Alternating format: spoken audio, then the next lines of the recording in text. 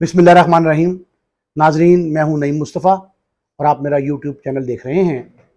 2-3 روز تک مصروفیات کی بنا پر حاضر خدمت نہیں ہو سکا، معذرت قبول کیجئے۔ 2-3 اہم خبریں ایسی تھیں جن پہ بے لاگ تبصرہ یا تجزیہ کیا جانا ضروری تھا۔ ملک کے طول و عرض میں سیلاب کی جو صورتحال ہے اور جس انداز سے لوگ بے گھر ہوئے ہیں، لاکھوں کی تعداد میں گھر صفحہ ہستی سے مٹ گئے ہیں، بڑی بڑی بستیاں زیر آب آ گئی ہیں، اور کئی ایسی بستیاں بھی ہیں، ایسے علاقے ہیں، ایسے مقامات ہیں، قصبات ہیں، دیہات ہیں، شہر ہیں جن کو پانی اپنی بہاؤ کے ساتھ لپیٹ کر لے گیا ہے۔ ایک خوشائند امر یہ ہے کہ ہماری پوری قوم نے اپنے متاثرہ پاکستانیوں کے لیے جس قدر و منزلت اور جس احترام کے ساتھ ان کی بحالی کی کوشش کی ہے وہ بڑا خوشائند ہے۔ ہر سطح پر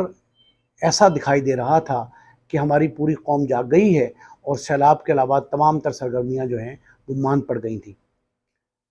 پاکستان تحریک انصاف کے سربراہ سابق وزیر اعظم عمران خان صاحب نے انٹرنیشنل ٹیلی تھون کر ڈالی۔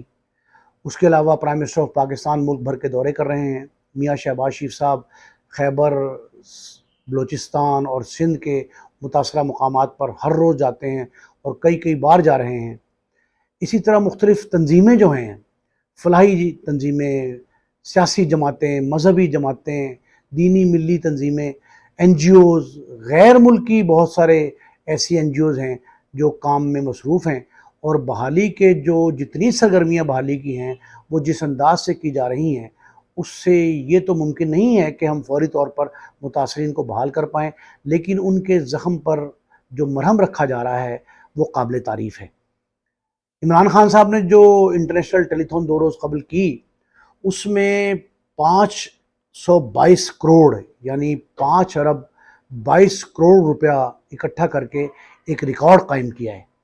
یہ بہت بڑی رقم ہے جو فورن فنڈنگ یا لوکل فنڈنگ کے ذریعے ان تک پہنچی ہے۔ فورن فنڈنگ کا تو اس پہ الزام کافی عرصے سے جو ہے نا وہ چلتا آ رہا تھا، اور لوگ جو ہیں وہ یہ کہتے تھے کہ عمران یا ان کی جماعت فورن فنڈر ہے۔ فورن فنڈنگ کا الزام جو آتا تھا وہ اس پہ انہوں نے اس کو قبول کر لیا ایک انداز سے کہ ہاں جی میں فورن فنڈنگ لیتا ہوں، لیکن فورن فنڈنگ جس کام کے لیے لی جا رہی ہے، جس امدادی سرگرمیوں کے لیے جا رہی ہے، سیلاب کے جن متاثرین کے لیے جا رہی ہے، وہ بڑا قابل تعریف ہے۔ اس دوران بہت اہم واقعات رونما ہوئے۔ لوگوں نے جو ٹیلی فون کر کے عمران خان صاحب کو یا اہل پاکستان کو اپنی ہمدردی کا اظہار کیا وہ یقیناً پریز کرنے چاہیے۔ ایک اور اہم بات یہ ہے کہ ایک شخص رضوان نامی، جن کا یہ کہنا تھا کہ عمران خان صاحب میں آپ کا ایک فورن فنڈر ہوں، اور پاکستان کا جو الیکشن کمیشن ہے اس نے مجھے فورن فنڈر قرار دیا ہے اور یہ بھی کہا ہے کہ غدار ہے، دہشت گرد ہے، جو بھی الزام لگایا گیا، اور اس کی بنا پر میرا نام استعمال کر کے آپ کی پارٹی کے خلاف یا آپ کے خلاف جو ہے وہ جو بھی الزامات لگائے گئے وہ سارے کے سارے اپنی جگہ پر، لیکن میں آپ کے ساتھ ہوں۔ اس شخص نے اپنا برملا اس بات کا اعتراف کیا کہ میں فورن فنڈر ضرور ہوں، لیکن اگر پاکستان کی بقا کے لیے، اہل پاکستان کی بحالی کے لیے، یا کسی بھی ایسے طور پر جو کسی شخص کی فلاح کا کام ہو، اس کے لیے میں آپ کے ساتھ مزید بھی تعاون کروں گا۔ اور اس شخص نے جو 20 کروڑ روپے کا جو اعلان کیا وہ یقین کریں اس قدر قابل تعریف ہے، اتنی ہر سطح پہ اس کو سراہا جا رہا ہے اور اس کو پذیرائی مل رہی ہے کہ وہ شخص، اس کو ہمارے ایک بڑے ادارے نے ایک مورد الزام بھی ٹھہرایا، لیکن اس کے باوجود رضوان نامی اس شخص کو جو ہے اس کے رول کو، اس کے کردار کو سراہنا چاہیے کہ اس شخص نے پاکستان کے سیلاب متاثرین کے لیے اتنی خطیر رقم جو ہے وہ پاکستان بھجوائی ہے۔ اس اصل بات یہ ہے کہ ہمیں اس قسم کے کام کو سیاست سے بالاتر ہو کر دیکھنا چاہیے۔ سیاست اپنی جگہ پہ ہے، سیاست ہوتی رہے، لیکن رفع، فلاح، قومی اہم امور جو ہیں ان کے معاملے میں ہمیں سیاست کو بالائے طاق رکھ دینا چاہیے۔ ایک اور شخص تھے اسد نام، وہ بھی امریکہ سے بول رہے تھے، یہ رضوان کا تعلق بھی امریکہ سے ہے۔ اسد صاحب کا یہ کہنا تھا کہ جی میں پرائم منسٹر صاحب سے بات کرنا چاہتا ہوں۔ انہوں نے اپنی کال کا جو آغاز ہے وہ یہاں سے کیا، تو فیصل جاوید صاحب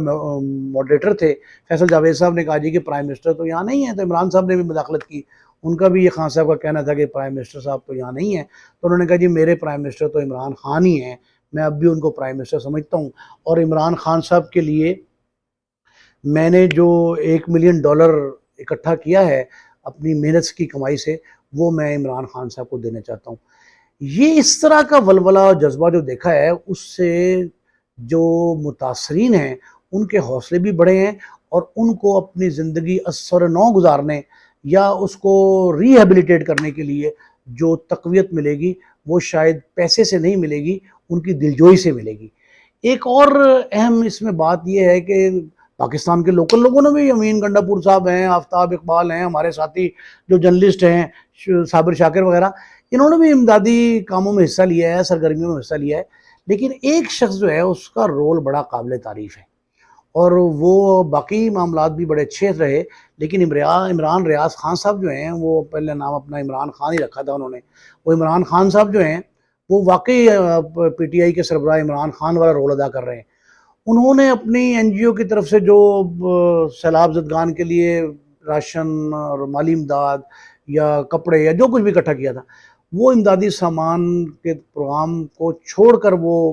پی ٹی آئی کے اس ٹیلی تھون میں شامل ہوئے، اور انہوں نے یہ بڑا خوبصورت جملہ ایک کہا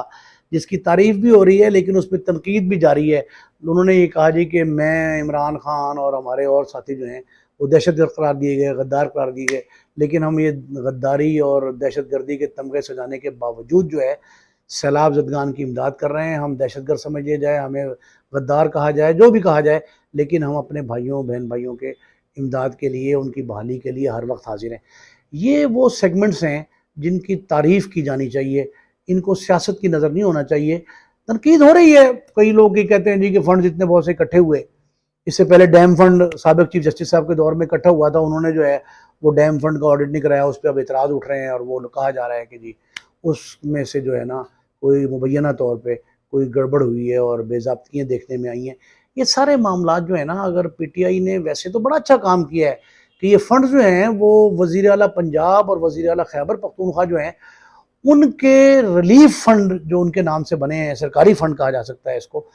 ان میں جمع کروائے جا رہے ہیں، تو اس میں اس قسم کے کوئی اندیشہ نہیں ہے۔ لیکن اگر ہم اس میں ایک طریقہ یہ ہو سکتا ہے کہ ہم قوم کو اعتماد میں لے لیں اور ان سے یہ کہا جائے کہ آپ جو ہے وہ جب چاہیں اس فنڈ کو جو ہے آرڈر خود کر سکتے ہیں، اس میں کوئی چھپانا نہیں چاہیے کسی چیز کو، اور اس طرح کی جو پوشیدہ کاروائیاں یا کارکردگی ہے اس سے بچنے کا بہترین طریقہ یہ ہے کہ ایگزیکٹ اماؤنٹ جو ہے وہ بینک میں جو جمع ہوئی ہے اس کی سلپس کے ساتھ دکھا دی جائے، تاکہ لوگ دو باتیں ہیں، ایک تو یہ کہہ رہے ہیں کہ بے ضابطگی یا بے قاعدگی کا عنصر موجود ہے، اس پہ شکایت آ سکتی ہے، دوسرا یہ بھی ہو سکتا ہے وہ کہ بعض لوگوں پہ کہا جا رہا ہے، سوشل میڈیا پہ یہ وائرل چیزیں ہو رہی ہیں اور ان پہ یقین بھی خیر نہیں کیا جا سکتا، وہ کہا جا رہا ہے جی کہ یہ پیسے جو ہیں یہ کنکارڈڈ کالز تھیں اور یہ خود ساختہ تھیں، اور یہ ان کو جو نا پلان کر کے کال کروائی گئی ہیں اور یہ فنڈ جو اناؤنس کی گئے۔ اگر ایسی بات بھی ہے تو یہ باتیں ظاہر ہے تصدیق ہو جائیں گی اگر ہم اس میں کوئی فول پروف نظام بنائیں، اور قوم کے ہر فرد کو اس حوالے سے اعتماد ملنا چاہیے، نہ صرف عمران خان صاحب کی جماعت کی طرف سے، بلکہ اگر سرکاری فنڈز جو اکٹھے ہو رہے ہیں ان کا بھی آڈٹ ہونا چاہیے، اور ان کی جو شفافیت ہے اس پہ کوئی حرف نہیں آنا چاہیے، تب ہمارے اس قسم کی ٹیلی تھون کا یا فلڈ ریلیف فنڈز جو ہیں ان کا فائدہ ہو سکتا ہے۔ اور ناظرین، یہ ایسی چیزیں ہیں جن میں آنے والا جو مورخ ہے آج جو لکھ کے جا رہا ہے، وہ آنے والا مورخ اس سے اگر تصدیق کرے گا اور یہ کہے گا یہ واقعی ٹھیک تھا۔ اب دیکھیں نا، گزشتہ چند سالوں کی بات ہے کہ سابق چیف جسٹس پاکستان جو تھے ان کی طرف سے قائم کردہ ڈیم فنڈ پہ جو اعتراضات اٹھے، بینکس نے بھی یہ سٹیٹمنٹ دے دی کہ ہمارے پاس تو اتنا پیسہ اکٹھا نہیں ہوا، کہا کچھ گیا تھا، پھر اس کی تشہیر پہ وہ کہتے ہیں جتنا اکٹھا ہوا اس کی تشہیر پہ اس سے زیادہ خرچ کر دیا گیا۔ یہ سارے معاملات جو ہیں، اس سے بچنے کا بہترین حل یہ ہے کہ ہم آج ٹھوس اور فول پروف اقدامات کر جائیں تاکہ آنے والا جو شخص ہے وہ اس پہ اعتراض کی انگلی نہ اٹھائے۔ ناظرین، ایک اور مالی معاشی اعتبار سے ایک اور خوش آئند بات یہ ہے کہ آئی ایم ایف نے جو اپنا 7واں اور 8ویں پروگرام کا جائزہ لینے کے بعد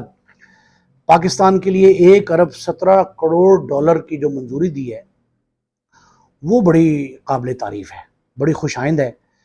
اور کہا یہ جا رہا ہے کہ اقتصادی حالات کو سہارا دینے میں یہ امداد بڑی ممد و معاون ثابت ہوگی۔ پاکستان ہے تو ظاہر ہے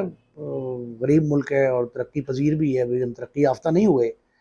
یہ آئی ایم ایف کا جو پل صراط تھا कुछ लोग इसे तलवार भी कहते हैं, जो लटक रही थी हम पे कि हम कभी ग्रे लिस्ट में जाते थे, कभी जो है एतराज़ात आते थे, कभी कहते पेट्रोल बढ़ा दें, डॉलर ऊंचा कर दें, नीचा कर दें, रुपए की कदर कम हो जाती थी। मार्केट फोर्सेस जो हैं वो जो ब्लैक मार्केटिंग है वो शुरू कर देते थे, या फिर ये ज़ख़ीरा अंदोज़ी आ गई, फिर एक्सपोर्ट्स बंद हो गई। ये सारे मामला जो थे उनमें ये कहा जा रहा था कि IMF से छुटकारा हासिल किया जाए। इमरान खान साहब ने कई बार कहा कि हम कशकोल तोड़ देंगे, उससे पहले की हुकूमतें कहती रहीं, लेकिन अल्टीमेटली हमें आलमी मालियाती इदारों की तरफ जाना पड़ता था और उसके नताइज जो थे ना वो अच्छे बरामद नहीं हुए। और कहा यह जा रहा है कि आने वाली हमारी 10-15 नस्लें भी हैं वो मकरूज़ रहेंगी और उन पे ये कर्ज की तलवार लटकती रहेगी। लेकिन IMF के हमने जो 4-5-6 ये शहबाज शरीफ की हुकूमत जो है वफाकी हुकूमत ने जो 4-5-6 उनकी डिक्टेशन मान ली, उसका रिज़ल्ट ये निकला कि 7वें और 8वें प्रोग्राम की जो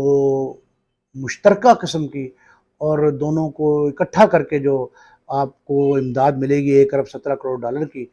उससे हमें है ये छोटी सी रकम ही ऊँट के मुंह में ज़ीरे के बराबर है, लेकिन इसका फ़ायदा ये होगा कि हमें इंटरम रिलीफ के तौर पे इसको इस्तेमाल किया जा सकेगा। इस पे वफाकी हुकूमत ध्यान करे, गौर करे और ये अल्ले तल्लों में ख़र्च करने की बजाय वाक़ईतन उन उमूर पे लगाई जाए जो हमारी मुआशी हालत को दुरुस्त कर सकें। पब्लिक का सिर्फ एक मसला है कि उसको अशियाए सर्फ, पेट्रोलियम, खुराक ये सस्ते दामों मिलना चाहिए। अब वो अगर जब महंगा मिल रहा होता है तो लोग चीखो पुकार कर रहे होते हैं, हर चीज़ अवाम की रसाई से दूर हो गई है, लोग भूख पे आ गए हैं। फिर सैलाब ने जो तबाही मचाई है उसके बाद जो है हमारी ज़राअत पे नुकसान हुआ है, हमारी ज़राअत को जो नुकसान पहुंचा है उससे हमारी फसलें तबाह होंगी, उससे हमारे और मामला जो है अजनास जो है उसकी ख़रीदारी में प्रॉब्लम आएंगी। तो हमें इस तरह के मामला जो हैं उस पर कोशिश ये करनी चाहिए कि ये इमदाद सही मानों में उन मद्दात में खर्च की जाए जो वाक़ईतन इस वक्त आवाम को रिलीफ देने के लिए ज़रूरी है। सिर्फ अवामी रिलीफ पे तवज्जो दी जाए और अगर ये हुकूमत चाहती है वफाक की या सूबाई हुकूमतें, जिसमें PTI की 2 हुकूमतें भी हैं इश्तराक के साथ, पंजाब में है, खैबर पख्तूनख्वा में इंडिपेंडेंट हुकूमत है उनकी, अगर उन्होंने अवाम के पास दोबारा नए इलेक्शन में जाना है तो उनको अशियाए सर्फ सस्ता करना होंगी,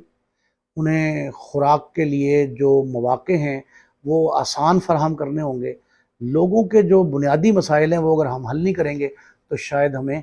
अगले जो राय आमा के लिए वो जो हमने कोशिश करनी थी कि इस्तिस्वाब राय हो, वोटिंग हो, जनरल इलेक्शन हो, तो उसमें शिकस्त खाना पड़ेगी। हर मुंतखब नुमाइंदा जो है उसके लिए एक ख़ासी परेशानी का मरहला होगा, वो कैसे फेस करेगा अपने वोटर्स को अगर उन्होंने इस तरह की सूरत हाल में इलेक्शन करवा दिया।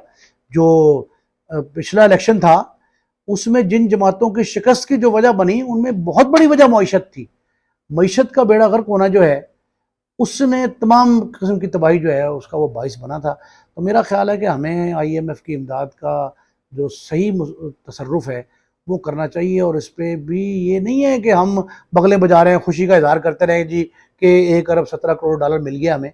हमें इस पे कोई ना कोई फोकस्ड किस्म की जो ना कमेटी कायम करनी चाहिए, जो माहिरीन मईशत हैं वो इस पे कोई